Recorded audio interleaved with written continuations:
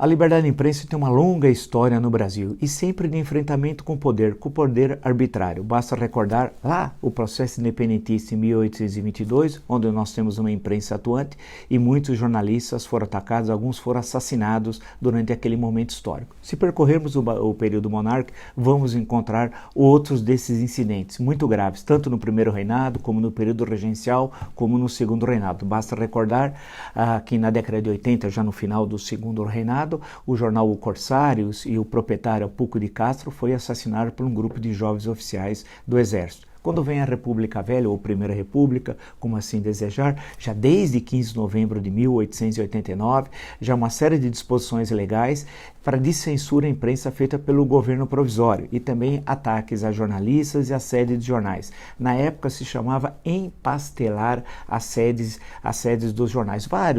Em vários momentos isso ocorreu até 1930. Basta recordar, por exemplo, em março de 1897, quando chegam as notícias da derrota da Terceira Expedição contra Canudos e o coronel Moreira César lá morreu, jornais monarquistas, São Paulo e Rio de Janeiro, são atacados, jornalistas são assassinados. Em suma, essa história é sempre uma história de combate. Não foi nada fácil garantir e lutar pela liberdade de imprensa. Quando chega a Revolução de 30, idem, novos incidentes são criados. No primeiro governo Vargas, apesar da Constituição de 34 insinuar a liberdade de imprensa, mas logo ela é suspensa a partir da Intentona Comunista de 1935, de novembro de 35, e na prática a censura à imprensa vai até 1945, até fevereiro de 45, quando teve a célebre entrevista do Carlos Lacerda com José Américo de Almeida. Se nós olharmos a República Populista, também, apesar da Constituição de 46 ser um avanço em relação às constituições anteriores, mas a repressão também continua, especialmente nas áreas mais distantes, né, onde não tem tanta a presença dos mais importantes órgãos de comunicação do país. Se nós chegarmos a 64, especialmente a partir de 13 de dezembro de 68, com o ato institucional número 5, durante uma década, até 31 de dezembro de 78, tudo podia o poder com o ato institucional número 5. Inúmeros jornais foram fechados, jornais foram censurados, jornalistas foram investigados, presos, alguns torturados e outros assassinados. Com o processo de redemocratização, mesmo assim a imprensa continuou sendo perseguida. O que foi um grande salto na história, e um enorme salto na história, é a Constituição de 1988, de 5 de outubro de 1988, especialmente os artigos 5º e 220, que garante a ampla liberdade de imprensa. E hoje, justamente essa Constituição está sendo atacada. Hoje, mas para ser rigoroso, se nós retroagirmos ao início desse século, já esses ataques já eram feitos, mas não de forma tão explícita.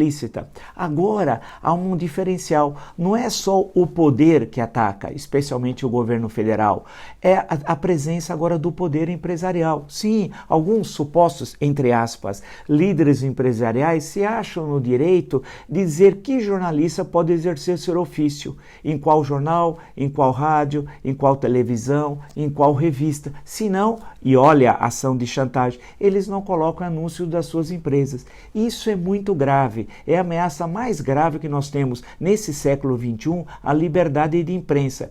Esse extremismo, agora um extremismo de direita, antes tínhamos um extremismo à esquerda, quer calar a voz de todos aqueles que têm uma leitura, uma visão de mundo independente, que não é contra ou a favor a priori a qualquer coisa, mas que tem uma visão independente, alternativa, que quer falar, discutir, em suma, exercer os direitos garantidos pela Constituição de 5 de outubro de 1988. Portanto, essa entrada agora de um dito poder empresarial, eu não acredito que todos os empresários brasileiros concordem com essa ação neofascista, feito especialmente por um empresário do sul do país, que quer calar a boca de jornalistas, ameaçando, chantageando os proprietários dos meios de comunicação. Portanto, é fundamental registrar o nosso repúdio, o repúdio de todos aqueles que defendem a Carta Magna de 5 de outubro de 1988, que defende as liberdades, a democracia, o Estado Democrático de Direito. Temos de rejeitar os neofascistas, que se cobrem com a bandeira brasileira, quando na verdade eles deviam se cobrir era com a bandeira do fascismo italiano.